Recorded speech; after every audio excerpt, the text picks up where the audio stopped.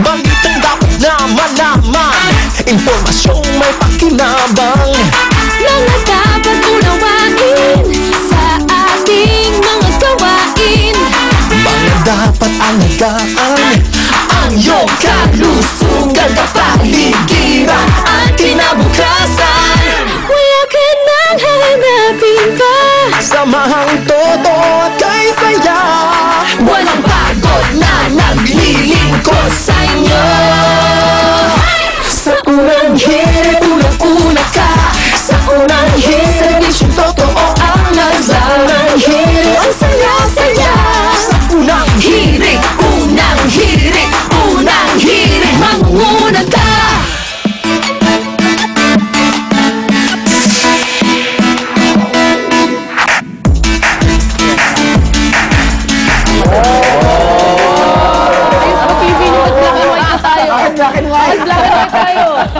Sa atin lang. Pagpakin yung TV ganyan.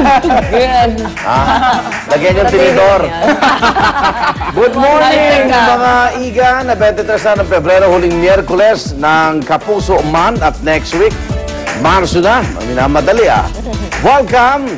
At dito po sa pinakapatok na morning, kala mo, putok Morning ng Bayan po sa Telebisyon. Ito ang Unang Hirit. Good morning, Rhea. Good morning, Igan. Kaya naman sunod-sunod ang masasaya naming hirit mula sa mga balita at impormasyon hanggang sa mga gimmick meron kami niyan. Kung gusto nyo maka-feel na magic, sama na sa pagsilip natin sa taping ng latest primetime series na niluluto po ng GMA.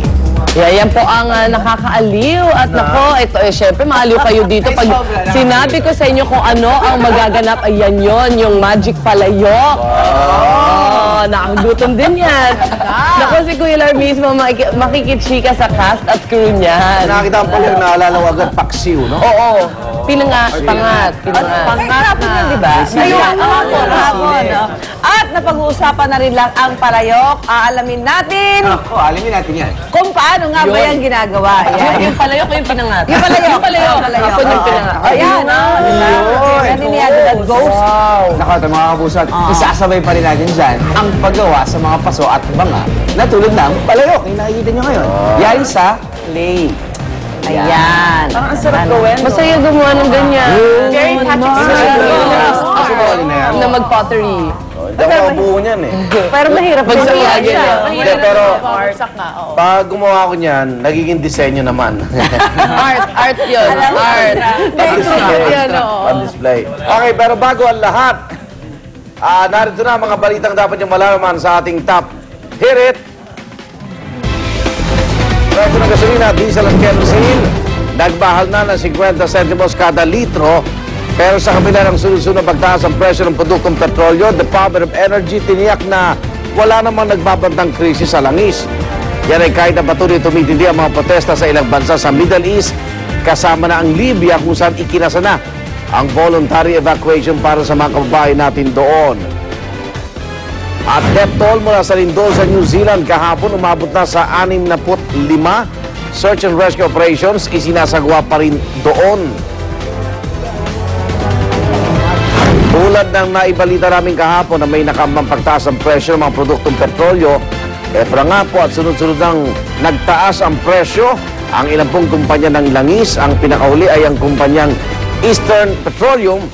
Epektibo kaninang alas 12:01 ng hating gabi, 50 sentimo kada litro ang dagdag sigil sa kanilang gas, diesel at kerosene. Kaya maswerte ang ilang mauutak na motorista na kahapon pa lang nagpagas na. Daunan na kasi nagtaas ang singil sa kanilang produktong petrolyo kahapon ng umaga. Ang Shell, Chevron at Total na sinundan naman ng Petron kahapon ng tanghali. Hindi ako nakapagpa-full tank Pero kung titiyak naman ng Department of Energy, walang nakaambang krisis sa langis dito sa Pilipinas dulot ng tensyon sa ilang bansa sa Middle East. Ayon kay Director Zenaida Monsada, hindi apektado ang supply ng langis ng Pilipinas kahit nagsimula ng magbawas ng supply ang bansang Libya. Paliwanag niya, hindi naman daw kasi tayo nag-aangkat ng langis sa naturang bansa, kundi sa mga bansang Saudi Arabia, United Arab Emirates, Oman at Iran. Posible lang naman daw tayong magkaproblema sa supply kung magkakaroon ng gulo sa mga naturang bansa o kaya'y maapektuhan ng gulo ang Persian Gulf na pangunahing dinadaanan ng supply ng langis na papunta sa Pilipinas. Samantala, patuloy naman ang pagmamatigas ni Libyan leader Muammar Gaddafi na hindi siya aalis sa kanyang pwesto sa kabila ng kabi-kabilang protesta sa kanilang bansa. Sa kanyang talumpati sa Libyan State Television, nanindigan siyang hindi babakante ang kanyang pwesto at nangako pang mamamatay na isang martir para sa bansang Libya. Nangako rin siyang bubuwagin ang mga nagpoprotesta. Kaya naman dahil sa paglala ng sitwasyon sa Libya, itinaas na ng DFA sa level 3 ang alert level doon. Ibig sabihin po niyan, lahat ng gustong bumalik sa Pilipinas, pwede na pong ilikas.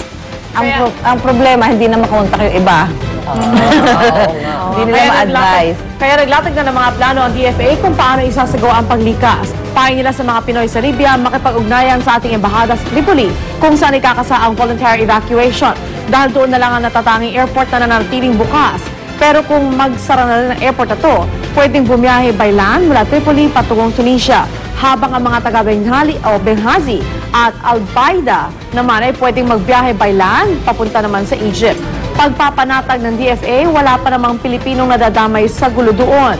Pero para sigurado, nagpadala na ng delegasyon ang DFA para i-monitor ang lagay ng mga Pinoy doon at pupunta na rin sa Libya si Vice President Jejomar Binay ngayong Biyernes. Ang DOL naman, sinuspindi muna ang pagpapadala ng mga OFW sa bansang Libya maging sa Yemen at Bahrain. Sa dala ng DOL, aabot sa mahigit 20,000 Pinoy ang nasa Libya, 45,000 naman sa Bahrain at 3,000 sa Yemen. At para sa mga may mga kaanak niyan sa Libya, maaari niyong tawagan ang Department of Foreign Affairs sa kanilang 24-hour hotline number 834-4580.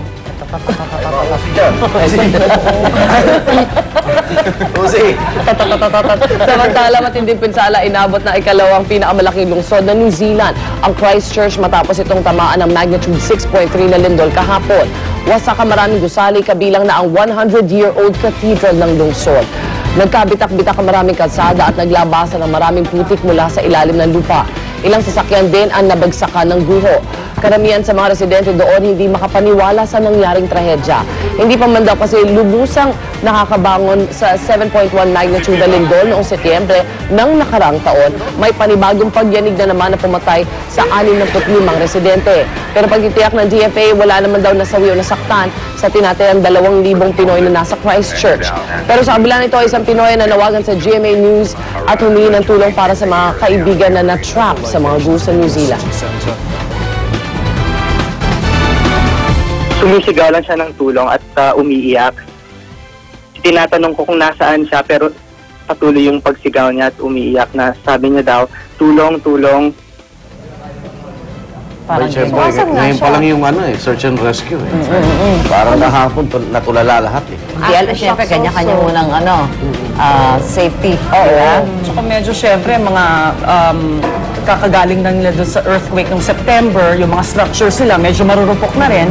Hindi nila inasahan na, actually mas mababa pa itong magnitude na to pero talagang mas maraming pinsala. Sumubay nga tayo kahapon eh. Meron tayo. Smiling face, Relos, 10-10. Biglang niyanig tayo ng intensity 4 sa ibang sa Quezon City, Bataan, Olongapo. Yan yung ibabalita ko ngayon. Yun na. At bukod sa nangyaring lindol sa New Zealand, tinamaan din ng lindol ang Metro Manila at mga karatig lalawigan. Pasado alas 10 ng umaga kahapon, Igan, naramdaman ang lindol na may lakas na magnitude 4.7. Ang epicenter ng lindol, tinatayang nasa 25 kilometro, hilagang kanluran ng Nasugbu, Batangas. Intensity 4 ang naitalang pagyanig sa Maynila, habang intensity 3 naman sa Batangas at Quezon City, Pasig at Makati. Naramdaman din ito sa San Fernando, Pampanga. Wala namang naiulit na nasaktan o nasirang ari-arian dahil sa lindol. Nilinaw naman ng PHIVOLCS na wala itong kinalaman sa lindol na nangyari sa New Zealand. Mga layo naman yun.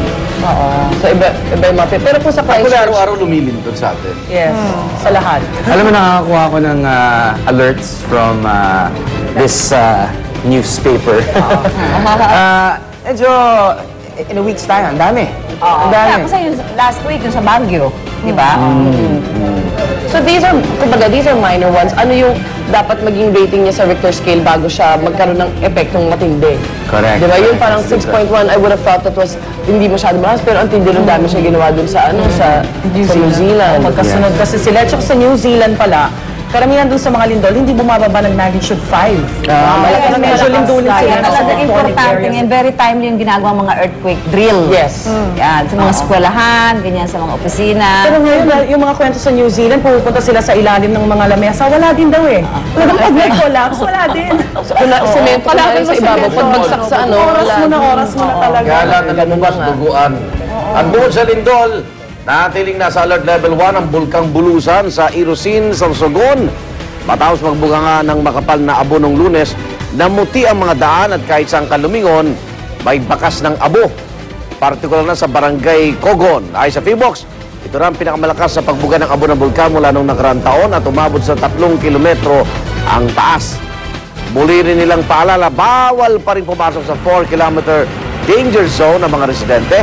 Ang lokal na pamahalaan ng Irosin naglibot para matignan ang kalagayan ng barangay Cogon.